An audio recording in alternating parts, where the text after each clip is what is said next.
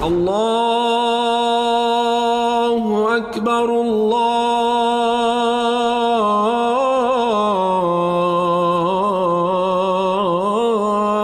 أكبر. Assalamu alaikum and welcome to the Islamic Center at New York University podcast, coming to you straight from the heart of New York City. We're building an amazing Muslim community here at ICNYU where everyone is welcomed and respected no matter where you're from or where you're at. This is the place to be. So open your ears and your heart and come along with us on another life-changing journey. Bismillah. So we talked about the obligatory parts of prayer, meaning what you have to do. So as a quick recap, we went through the conditions of the prayer. So these were the things that you needed to have prior to entering into the prayer. We did this like a month ago, right? So in order for the prayer to be valid, you need to have these basic things: being in a state of ritual purity, being free from any physical filth, covering one's nakedness, facing in the direction of the Kaaba. The time of the prayer has to have come in. You need to have intention, and then the opening invocation was called the tahrima. All these things happen before you begin to pray, right? This is a quick recap. And then we talked about this bottom section, which are the integrals of the prayer itself, right? These are what's obligatory, what we call fard. So if you don't have these things, then the prayer isn't valid. It doesn't count. So what we likened this to was a skeleton. So these are the things that if they don't happen in the prayer, then the prayer itself isn't valid. And in the Hanafi school, which is the school we're looking at, there's not a lot that goes into the obligatory aspects of the prayer other than a lot of motions. So you need to do that first invocation, which some people say is a condition, for others that it is a part of the prayer. Second, you're going to be standing if you have the physical capacity to stand, except for voluntary prayers. You're going to recite any part of the Quran, even if it's just a verse. And what we said was the shortest verse in the Quran in Arabic says thumma nadhir, and then he looked. So you don't have to recite the first chapter in its entirety. You don't have to recite entire chapters. This is in its most minute form. So someone is learning how to pray. You're a convert to Islam. You just came back to your faith. You're engaging prayer as somebody who was born into it, and you just are learning it. It's still obligatory upon you, your 5 daily prayers, right? So some of you in this room were born into this. Some of you are converts. Some of you are thinking about conversion. The minute someone converts to Islam, then prayer is obligatory upon them. But you're not going to have learned all of it as a prerequisite. That's not something that has to happen in order to convert. Someone can convert without even knowing that there's 5 daily prayers in Islam. Does that make sense? But now that they're Muslim, yeah, do you have a question? So you don't have to know how to, like, if you're praying in congregation, do you also have to make your own intention, or it's what the person that's reciting does? Yeah, you make the intention that you're following the person that is leading the prayer.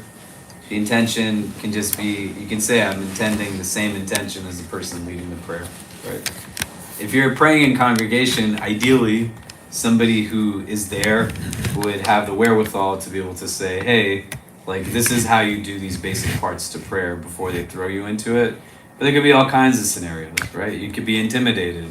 You might have never, like, been around Muslim people before, right? Because if someone converts to Islam, they could convert just sitting in their house, and you don't need somebody to sanctify that process or to have like people witness it as such, right? It's still valid.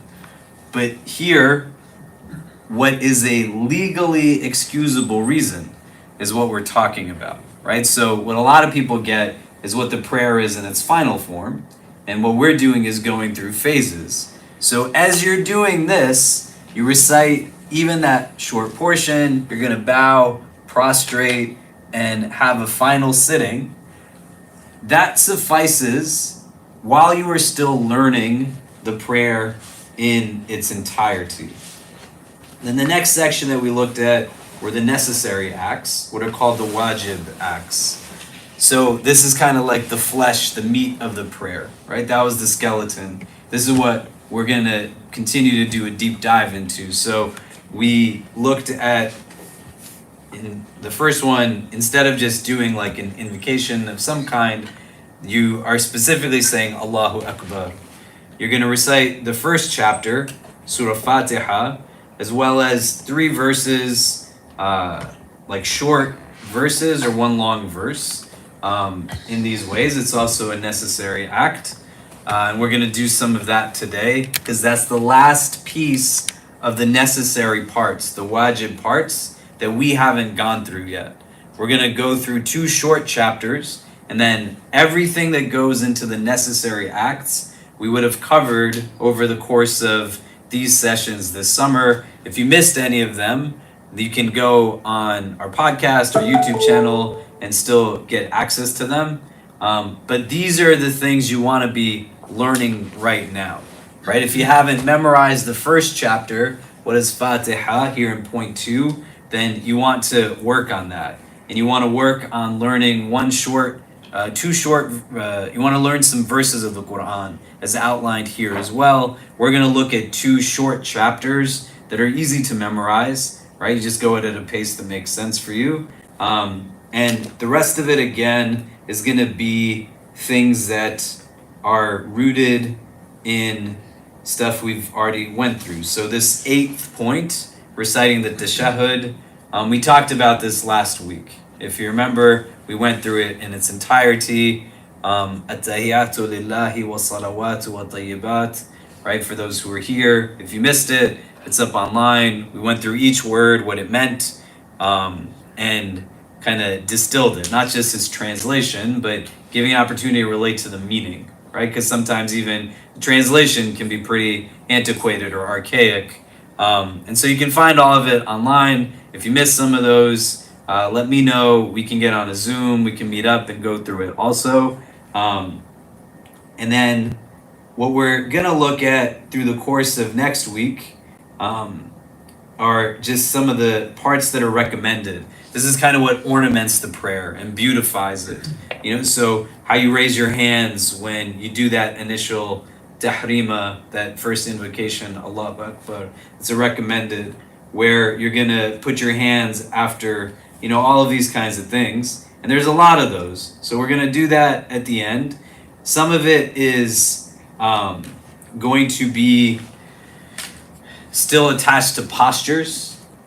Some of it is going to be attached to phrases that you're going to recite. But from now through the end of the summer, what you want to work on are these parts, these integral parts. You go back and listen to the audio from the few weeks that we went really deep into the first chapter, Fatiha. And today we're going to do a more cursory analysis of 2 short chapters, and that will bring us to a close on all of the necessary acts, that second tier of acts that are part of the prayer. Does that make sense? Yeah? Is everybody with me? Yes. Yeah. So we went through all of the obligatory parts to it. We are going to today wrap up on what are going to be all of the necessary acts, which in Arabic are called the wajib acts, the wajibat. And then next week, we'll go through a list of the recommended acts. There's not a lot that's there that has a lot of Arabic to it and long phrases other than one part, which is a prayer on the Prophet Abraham and the Prophet Muhammad and their family, peace be upon them all, and then a short supplication that happens after that. But the crux of it is going to be in these points right here. Does that make sense? Any questions on that? You sure? Yes? Yeah? Why are you smiling in the back? Do you have a question? No? Yeah. Okay, great. So the first one we're going to look at is a short chapter. It's called Surah Al-Kawthar. And this is the 108th chapter of the Quran. And so it's really short, 3 verses. One of the chapters that you want to acquaint yourself with has got a lot of deep meaning to it. But in and of itself, easy to memorize. If you meet people who have been praying for years, like your everyday Muslim, there's a good chance they're reading this chapter regularly in their prayer, right? I can see you smiling under your face mask. Yeah, she knows what I'm talking about. Yeah. So the shorter chapter versus the longer chapter doesn't necessarily have a comparison from a standpoint of merit or blessing as such, right? Within the standpoint of a metaphysical understanding of the recitation of these verses, the entire text in and of itself is seen by Muslims as being a noble text. And there's unique blessings through the engagement of each individual verse and chapters on a whole, as well as segmented uniquely. But in and of itself, you're in a place where you don't want to think about your relationship to prayer in that way that becomes self-deprecating or demeaning. There's narrations in the prophetic tradition where there were people who were particularly known for just reciting the shorter chapters of the Quran regularly and consistently in the course of their prayer. And other people would sometimes complain about them to the Prophet and say that this guy just recites the same thing again and again and again. And it was always some of the shorter chapters. And the Prophet would ask, why would you recite these chapters? And the man would say that they love to recite this chapter, right? It gives them the most insight into, God is the most merciful. And that's going to be the second one we look at. It's called Ikhlas, sincerity. But we're going to look at this one first, Al-Kawthar. Is anyone familiar with this? Have you read this chapter before, or its translation? Yeah, it's okay if you haven't. So contextually what's happening here, because all of this is historically contextualized in real time. So the Prophet Muhammad, peace be upon him, was someone who was not survived by any of his male children. He had daughters, and the Meccan society was a society that had its own challenges. Amongst them, they practiced the abhorrent practice of female infanticide, right? They wanted to have sons. They didn't want to have daughters. They'd bury women alive, literally. And Islam came to abolish practices like these and other abusive, practices against women.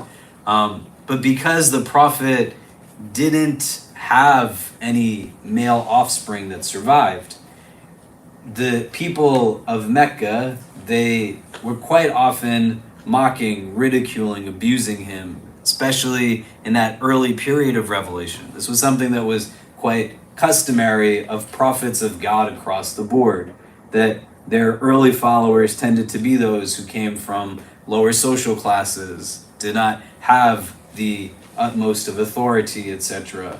And in the Muslim experience, it wasn't that different. And so the last verse of this that we'll look at has a word that says abtar, which means to cut off, right? So they would say to the Prophet that he's cut off, but in a derogatory sense, that it's beyond his capacity to have children in this way. And it wasn't at a time also that was just in passing, but in real time. The Prophet is burying his children as they have passed. He's lost his loved ones, and they continue to mock and continue to ridicule and use it as an opportunity to be demeaning, right? The society in and of itself that Islam was introduced to had positives and negatives like any society, but amongst the challenges that it had, it was a very stratified society that didn't have a structured mode of governance. The way we have a mayor of New York City, there's no mayor of Mecca, right? There's no governor of Mecca at that time. The way that things were built out were based off of a very deeply tribalistic structure, and lineage in and of itself was a primary variable to determine who was kind of more elite or noble as such. The challenge that came, the Prophet Muhammad was part of a tribe called the Quraysh. It was a noble tribe, and he had elders in his family that were also of nobility, and other Meccan tribes couldn't do anything to him as a result of that until one of his uncles passes away. And then the mocking and demeaningness and abuse becomes that much more hostile and aggressive. But this is one of the things that is happening here. And so if we do a breakdown of this, the first word says inna. So in Arabic, we're reading from right to left. The transliteration is still written in English words that are worded left to right.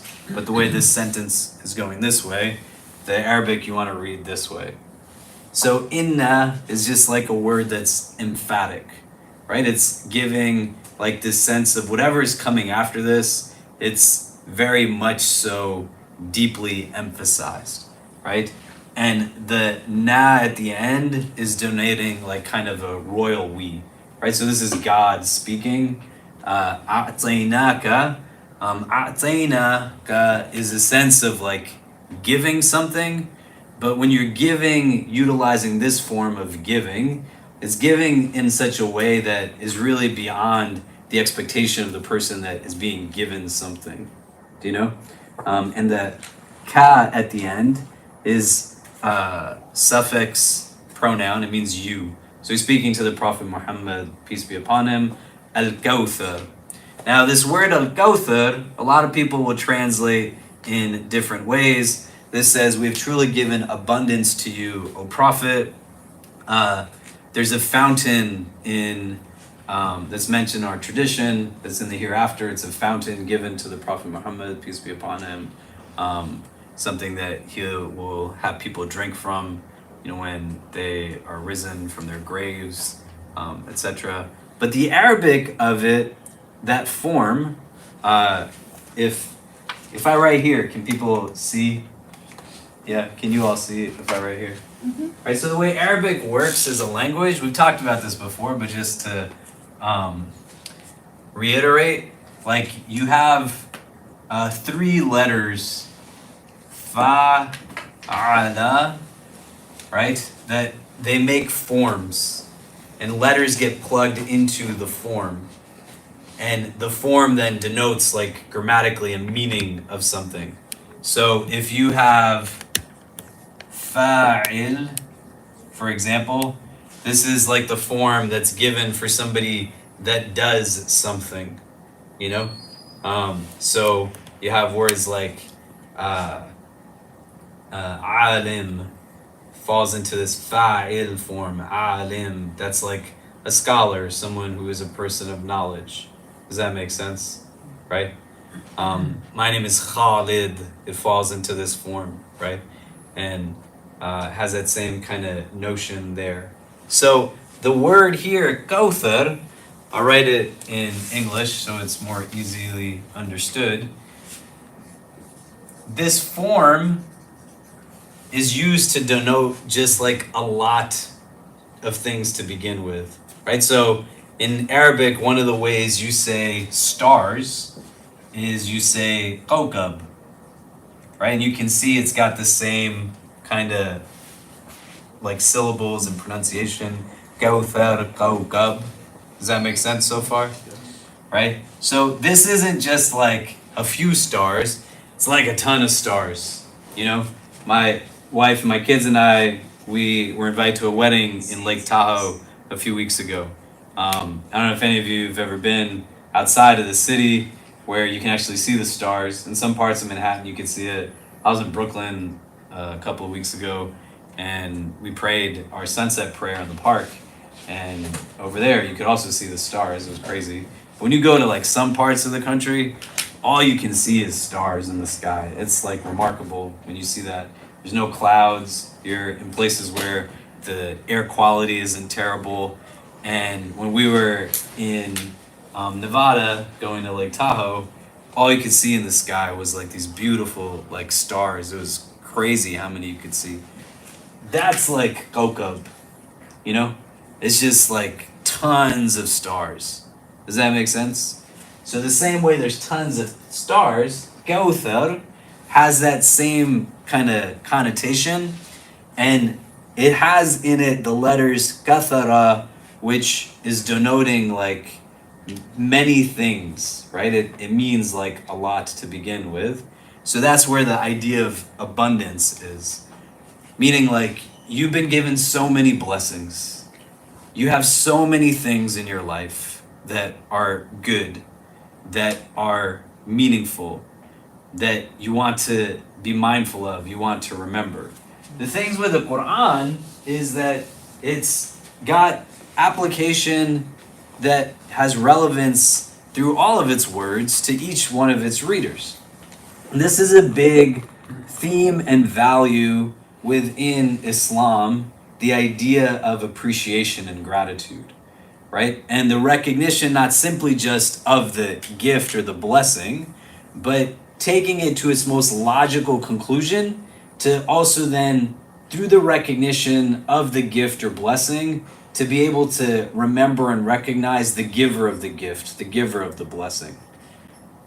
So it's not just that here I am in a place where it's like, so great to have a marker, right? Or I love having a laptop or an iPad, but I also then by extension understand that this came to me from someplace.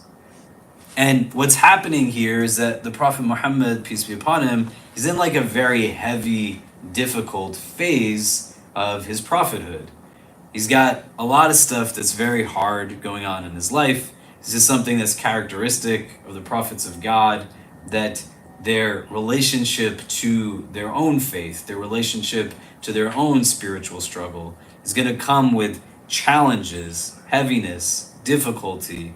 And as a mechanism of being able to deal with that, the opportunity is to not be rooted in kind of a delusional state of self that says there's nothing hard in my life, but the appreciation and gratitude becomes a means of a vision modifier of the challenge. It helps me to see it differently, like what lies ahead of me. Does that make sense? And so here, like the verse is saying, you've been given so much. There's so much that you have that's actually of bounty and blessing. Things that you don't want to think in absolutes. If somebody says to you to practice gratitude, it doesn't mean that you're either grateful or an ingrate, right? That you can only exist in these two frames. There's like so much more that goes on in between. Do you know what I mean? And that's what happens quite often. You're only either this or the absolute opposite. That person is only either this or the other opposite. You're either like nice to me or you're the worst thing in the world, right? You're either like kind or you're terrible. You're either good or you're bad. Do you know? It doesn't only work in these kind of simplistic frames. And here, he's telling the prophet of God, like, hey, you've been given a lot. You have many things that you can account for, that you can see as being of a blessing. And for everybody, because it's a short chapter, right? You want to think this deep message that's rooted in this, that Muslims everywhere read this in a lot of their prayers. They're saying it again and again and again. This idea that I've been given more than sometimes I want to admit.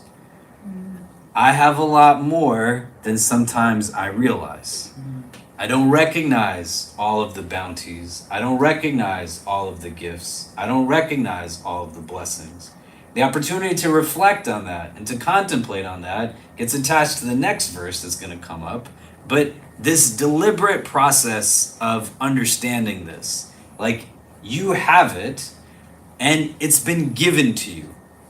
And this is also an important thing to understand within an Islamic understanding of how this world works. We talked about the first chapter, Surah Fatiha, the opening, and one of the ways that God identifies himself is Maliki Yawmiddin, right? The master of the day of judgment.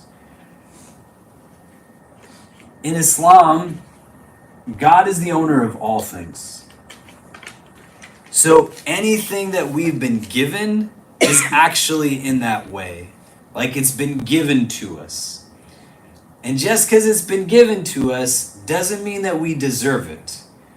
the notion that we have it isn't by anything of our own doing, but just as God is saying to his prophet that indeed we have given to you an abundance of blessings and bounty, the same thing gets applicable to all of us.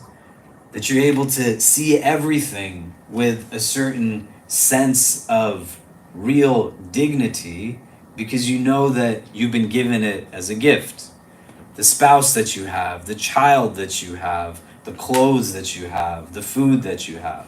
Right? I've used this example in other settings, but when the weather started to change here in New York and it got very hot, it was very humid, right? You all remember the beginning part of the summer, the last few days, alhamdulillah, thank God, it's been a little cooler on different days of the week, right? Some days it's been just like super sticky and really gross. And when we went from it being like spring to that drastic change of summer and the heat wave, I was walking in Washington Square Park and I ran into a guy who was in the sea of everything. Like some of you walk through Washington Square Park, you know what it's like in that park, right?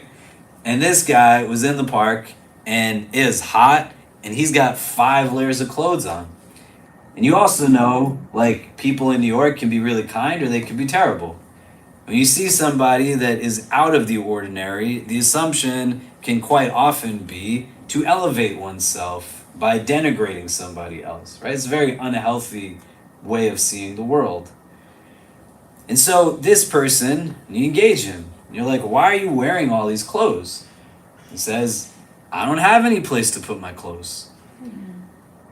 And if I don't keep them all with me, I don't know if I leave them behind where I'll be able to come across something like this again down the line. So if I don't have this long sleeve shirt on and this jacket, what am I going to do if it gets cold at night? If I don't have the hoodie to protect myself from rain and other things, what am I going to do if it starts to rain on me and I'm sleeping outside? Do you get what I'm saying? What we can draw from verses like this and deepen in our own reflection is a question that can make a lot of people uncomfortable, but something that Islam is constantly telling its practitioner: why do I deserve what I have more than what that guy has been given? Like, what did I fundamentally do differently? That somehow he doesn't even have a place to put his clothes, and I have clothes that I don't even know that I have them. You get what I mean? And the awareness and the consciousness is rooted just in this short phrase, that you've been given so much. What is it that you are in a place of real kind of difficulty around? You have opportunity to make sense of life through a prism of positivity. So choose positivity, don't choose negativity. Understand that in whatever one's saying that you don't have, like, we have given to you certain things. Do you get what I mean? Inna a'tainaka al-kawthar. You just sometimes sit and you reflect. COVID was really important. I was in Toronto the other weekend, and this guy was driving me to the airport. And he said, he hasn't been to New York, so he's like, COVID was really bad in Canada. And I never had a conversation with him before. And he said, I heard in New York it was really good. Nothing was a problem. Right? And I looked at him and I was like, are you being sarcastic? And he was like, no, that's what my friends told me, that in New York everything was fine. And I was like, I don't know who your friends are, but if they were like super rich, they might have just gotten up and left New York and then they were fine. But New York was like crazy in COVID, right? Our Islamic Center community in the first few weeks had 100 people pass away, either directly or people lost loved ones, and we just stopped counting. Let alone in the first however many weeks, 30,000 people died in New York, right? Funeral systems were all strained, food insecurity, people were now stuck at home, survivors with their abusers, like kind of like crazy stuff. And I said, how is it here? He was like, nobody even remembers COVID. And when COVID was happening, And we were on live streams, and if you were part of this community back then, I was telling people, they're gonna try to make you forget everything that you're learning about yourself during this time. You're sitting in your home, you don't really need to shop as much as you do. You don't really need to eat out as much as you do. You don't really need as much of the things that they tell you need. And you can just sit within your spaces and try to really think. All of this other stuff that's sitting around you, what is it doing for you now that the world is falling apart? And most people, they don't remember anymore that they don't really need all that stuff, or be able to recognize the things that they were surrounded with that they've also now forgotten. And this verse is saying have wakefulness. Be in a place where you can recognize all of the gifts that you have been endowed with. Inna a'tainaka al-kawthar, we have given you so much. You have a lot more than at times you might realize. Do you get what I'm saying? Great. Let's continue. In the next verse, it says, فَصَلِّ لِرَبِّكَ وَانْحَرْ. So it's connected to the verse before. You've been given a lot of stuff. You have a lot of bounty, blessing. It doesn't mean you don't have difficulty in your life, right? It's not a religion that is devoid of reality. You can have tough things, but recognizing what's good helps to dispel and confront the difficulty more, right? The sea of negativity that's overwhelming and overlooming can be really hard when you also have this absolute rhetoric that everything is terrible, you know? Fasalli, so the word for prayer, which is what we've been talking about for the last however many months, right, is salah. The fa that's there in the beginning is saying, as a connector to what was before. So essentially what it's saying is you have been given a lot of things, so because you were given a lot of things, then do this thing. And what it's saying to do because you were given a lot is salli, do your salah. Pray your prayers. Li rabbika, to your Lord. And when we talked about the first chapter, we broke down etymologically what the word Rabb means, not just Lord, but if you were to open up an Arabic dictionary, the word Rabb is going to have a definition, and it's going to say that Rabb is Malik, that he's the owner, the possessor, right? So, I could own the laptop, right? Rabb is Sayyid, he's the one that makes the decisions. So just because I own the TV in my house doesn't mean I get to decide what's being watched on the TV. My kids are deciding what's on the TV, right? Sayyid is the one that's also making the decisions. Rabb is Murabbi, right? The caretaker, the nurturer, the one that rears you and cultivates you. That there's a prayer in the Quran that says, وَقُلْ رَبِّ ارْحَمْهُمَا كَمَا رَبَّيَانِي صَغِيرًا, and be merciful to them as they did nurture me when I was young, in reference to one's parents, right? Rabbayani is the same word, right? Rabb.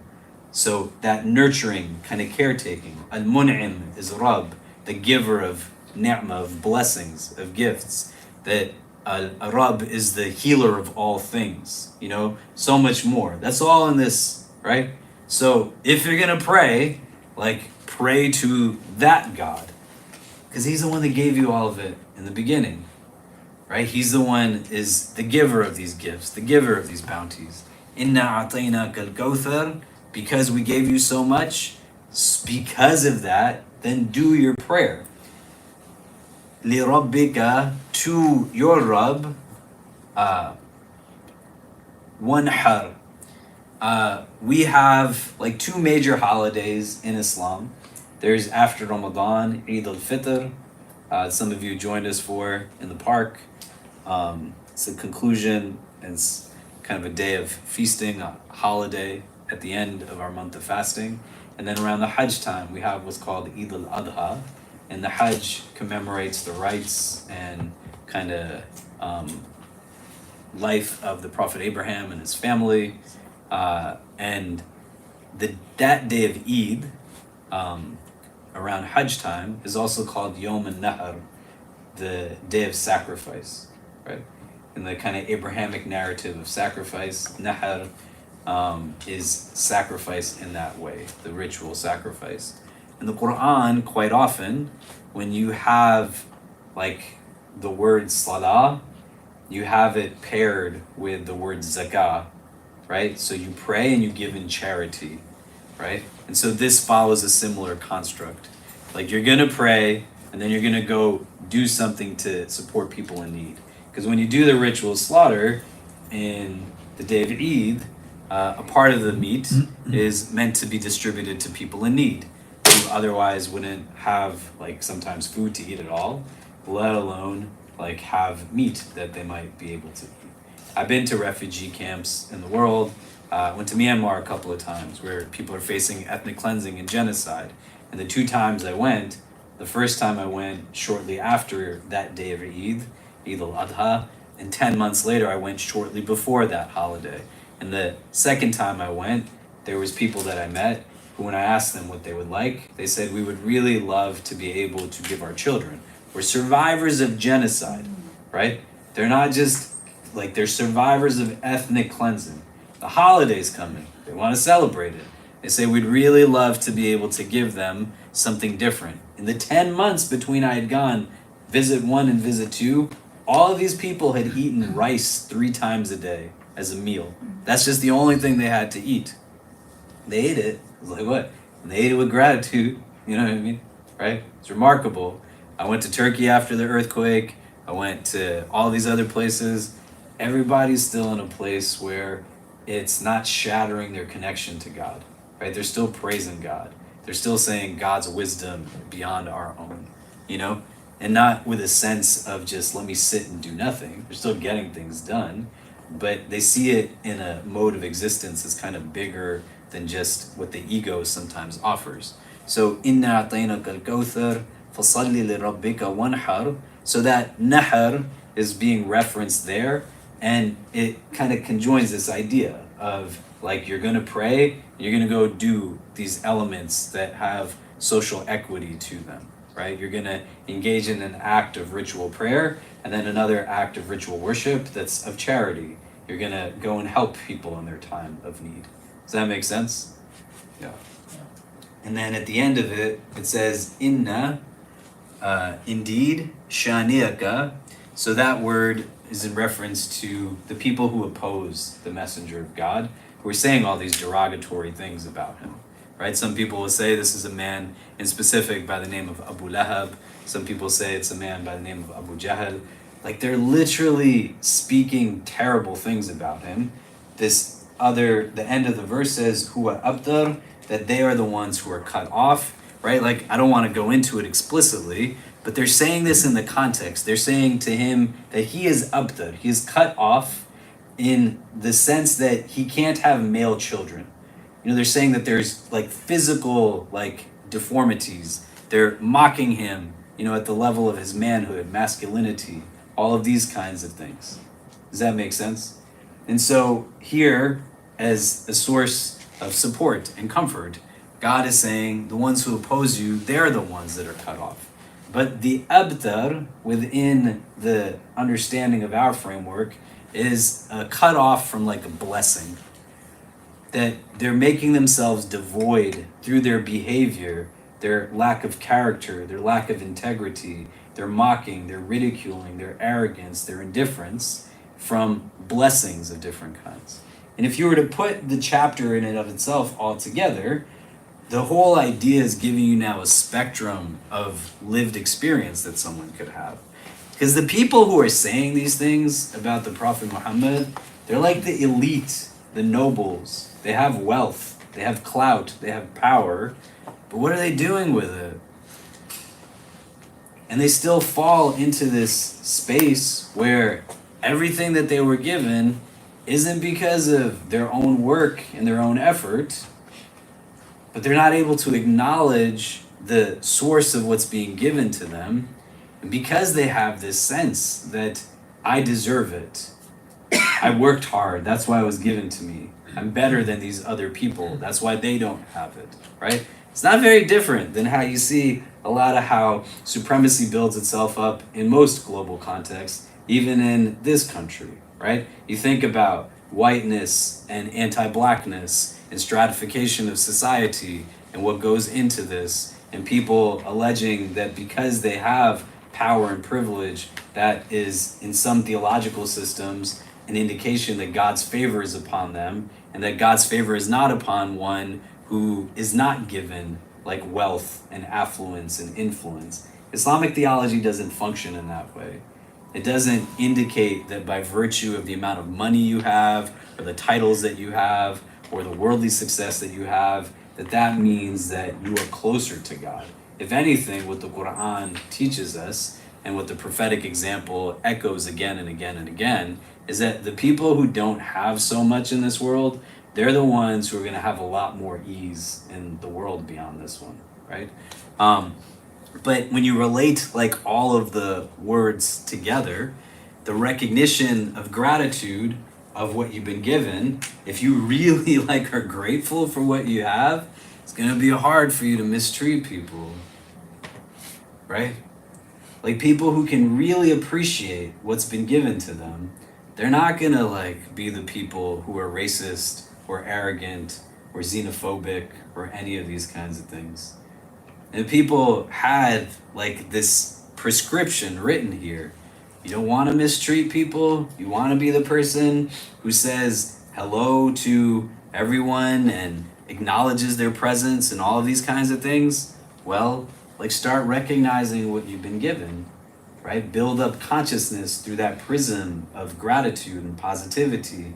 It renders contentment inside. When you have actual contentment, not fleeting happiness in a consumer-driven society, but real contentment inwardly, it's going to be hard to treat people like garbage, you know?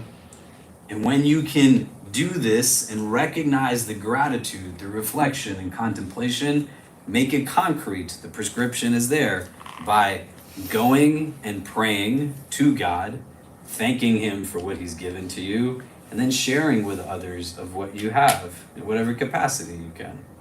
So this short chapter is one of the ones that I'd recommend that you start to memorize in relation to what we were talking about, the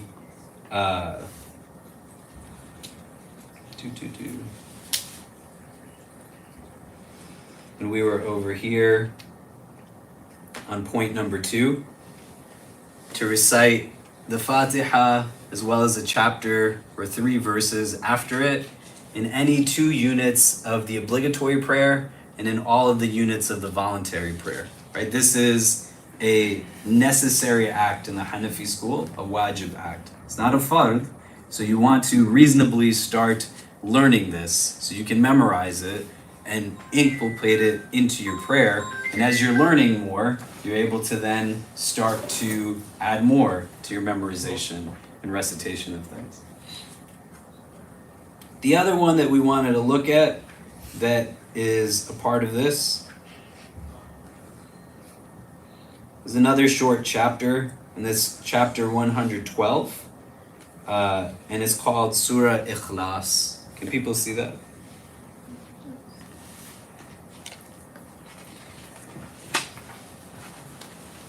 This chapter is a really great base of like theology in Islam. What is foundational theology in Islam as a religion? And it's very simple. Contextually, what's happening is that in different occasions, people are asking the Prophet Muhammad, peace be upon him, about like the God that he worships. What is he made of? How is he built? Who are his children? Who is he the child of? And so the chapter is giving an understanding of who God is from an Islamic standpoint, right? When one converts to Islam, they're affirming 2 foundational theologies. A very pure monotheism. There's just one God in Islam, but distinct from other monotheistic traditions, in the essence of who God is, right? And this chapter gives a lot of insight into that. It's very short. And the second aspect of that affirmation of the Shahada, when one converts, is the prophethood of the Prophet Muhammad, peace be upon him. And so we're going to go through this one really quickly too.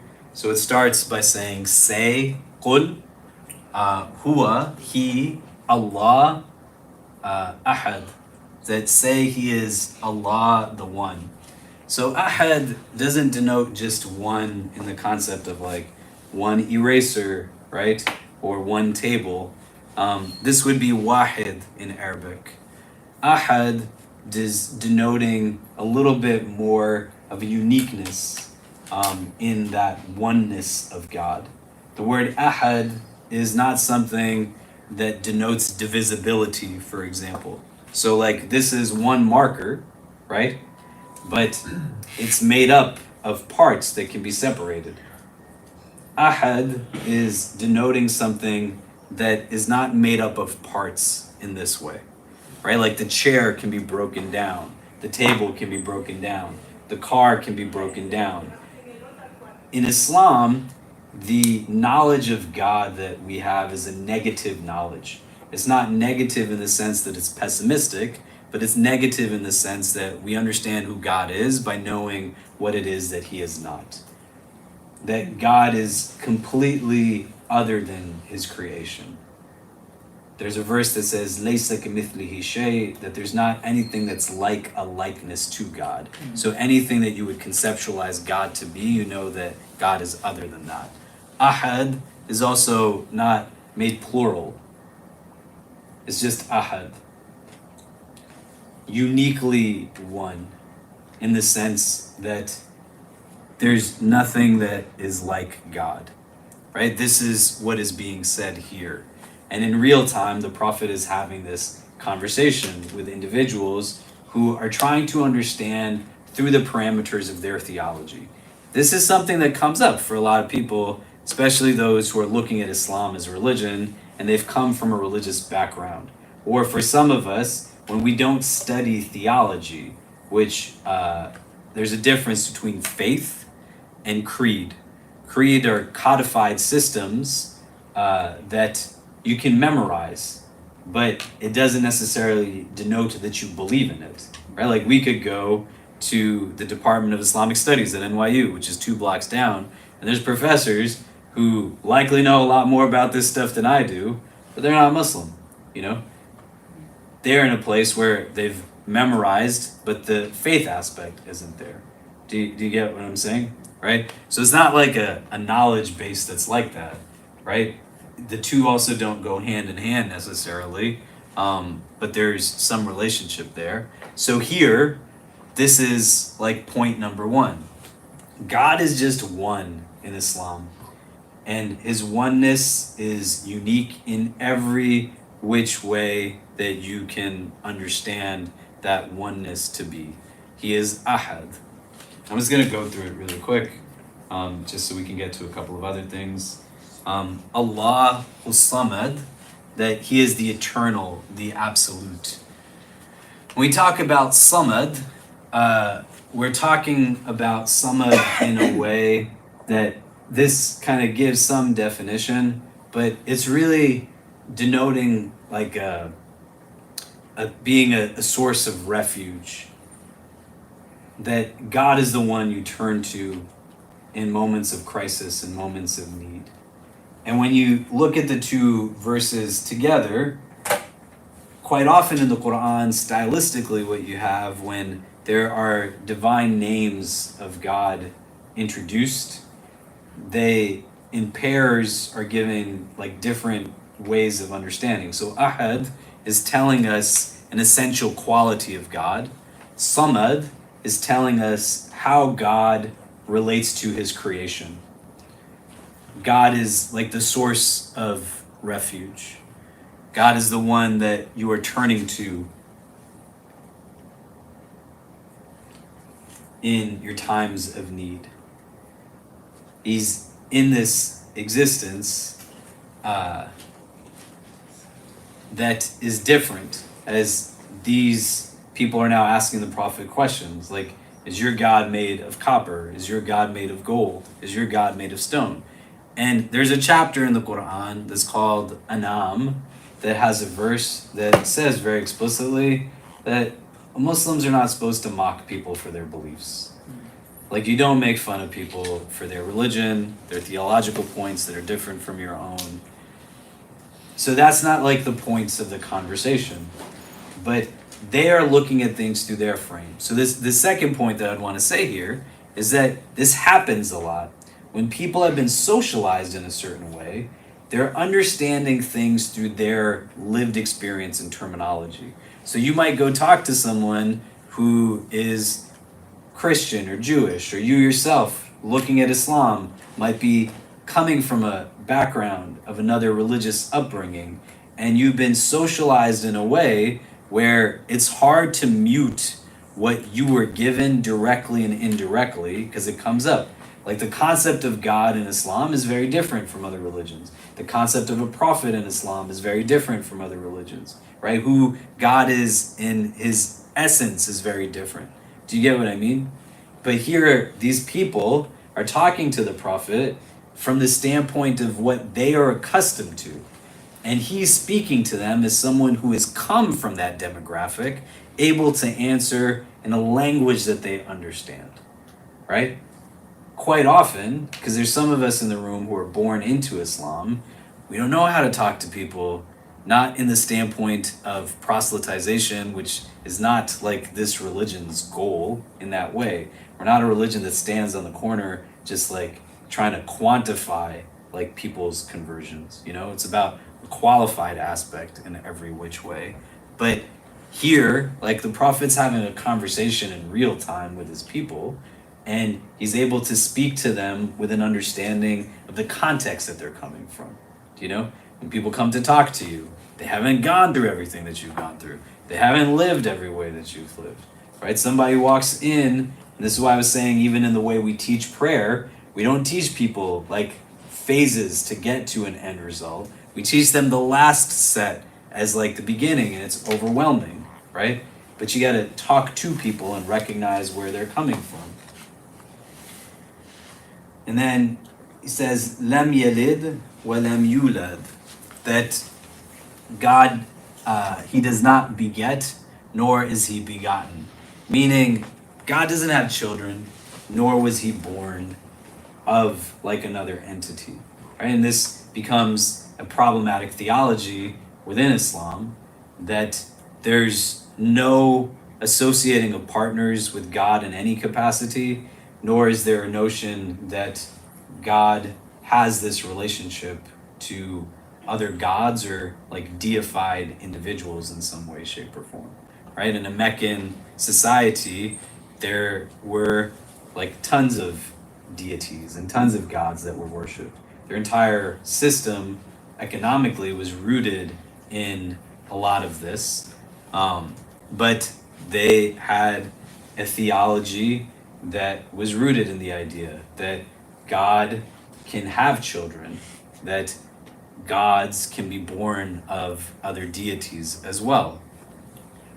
In an Islamic standpoint, it is something that is just off the table, you know, for a variety of reasons. Like God in his essence is seen as the all-powerful, for example, right?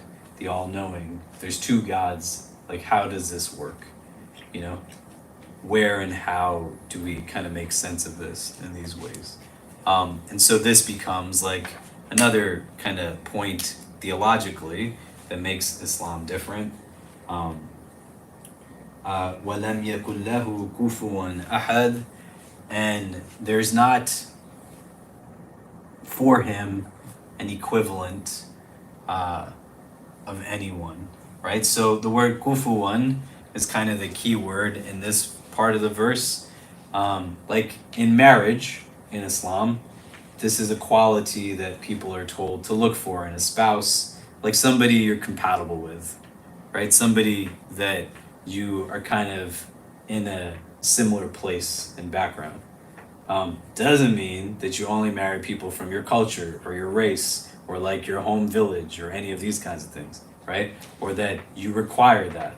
Because that's just racism when you think that someone can't be in your family because of their different backgrounds or these kinds of things, right? But here, that equivalency is utilized in those ways, you know, that you want to have somebody that's kind of similar to you in some capacity that you're getting married to. You know, you're going to have things in common, compatibility. Here, like the verse is saying, There's nothing that is similar to God. There's nothing that has that remote equivalency to the divine. And so for a lot of people, like scholars, they'll say, if someone reflects on this chapter, they understand its meaning, it becomes sufficient for them in terms of what they would need in order to have a base understanding of the concept of the divine in Islam. This chapter and the chapter we looked at before are two short chapters. They have a lot of deep meaning to them.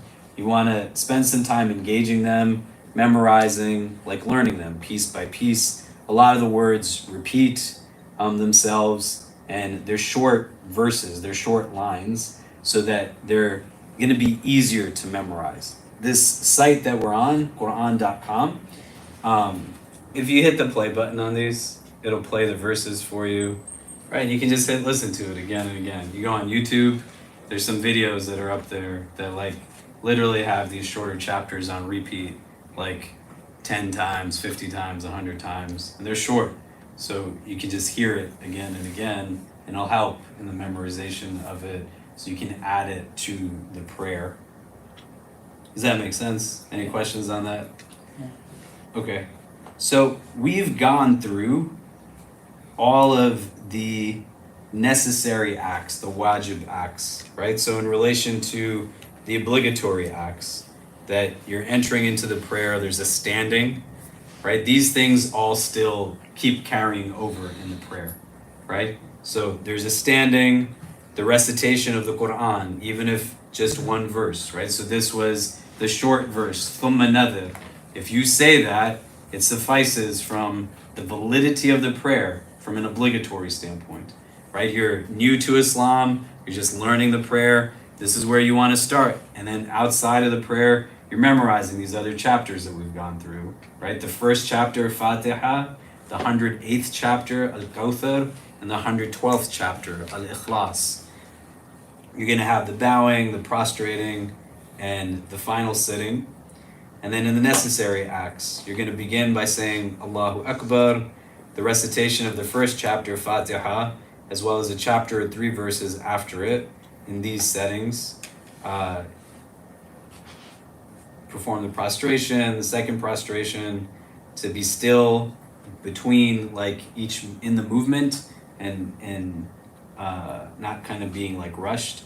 And you're going to have that first sitting as well, reading the entire tashahhud that we talked about last week and saying the word as-salam, right? And then there's other things that we're going to get into that you've likely seen people do in their prayer, right? If we look at the postures here, for example, that the person leading the prayer says the takbirs out loud. You're going to say these takbirs when you're going into these positions.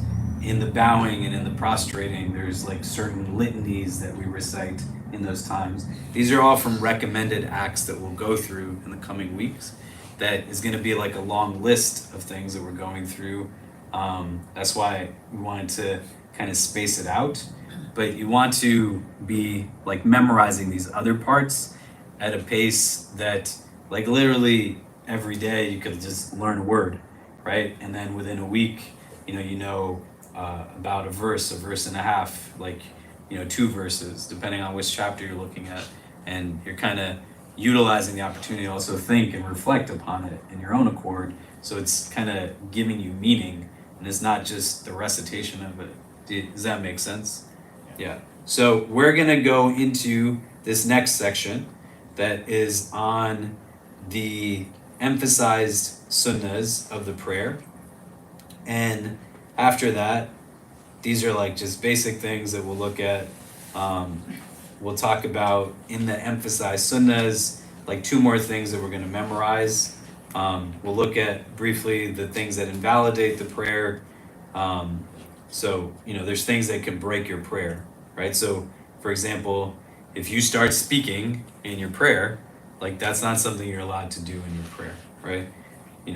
If you're going to eat or drink or these kinds of things. Some of them we're going to explain a little bit more so it doesn't kind of create like hecticness. But you basically can't do something in your prayer that is going to make it seem like it's an action outside of the prayer. And then things that are disliked in the prayer. But the crux of it is going to be focused on the recommended acts in the coming week. And we will pick up from there then next week. Okay, thank you. We hope you enjoyed our podcast. If you're inspired by the work that we're doing at the IC and want to help keep it going, subscribe to our podcasts, follow us on social media, donate to help support us at ICNYU.org, and most importantly, keep us in your continued du'as. Until next time, inshallah. Assalamu alaikum.